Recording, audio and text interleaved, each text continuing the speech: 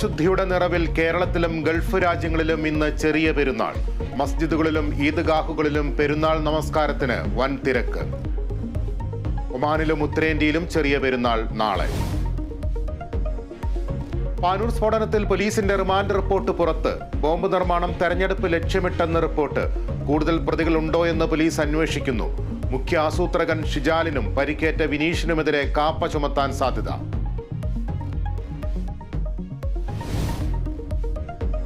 സിദ്ധാർത്ഥന്റെ മരണത്തിൽ കൂടുതൽ പേരുടെ മൊഴിയെടുക്കാൻ CBI. മരണസമയത്ത് ഹോസ്റ്റലിൽ ഉണ്ടായിരുന്ന വിദ്യാർത്ഥികളുടെ മൊഴിയെടുക്കും.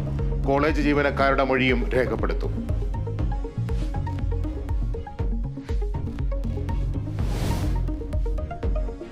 തൃപ്പൂണിത്തുറയിലെ തെരഞ്ഞെടുപ്പ് വിജയം റദ്ദാക്കണമെന്ന M. സ്വരാജിന്റെ ഹർജിയിൽ ഹൈക്കോടതി വിധി നാളെ. Tripunithura MLA K. ബാബുവിന് നിർണായകം. അയ്യപ്പന്റെ പേര് ഉപയോഗിച്ച് വോട്ട് പിടിച്ചെന്ന ആക്ഷേപം.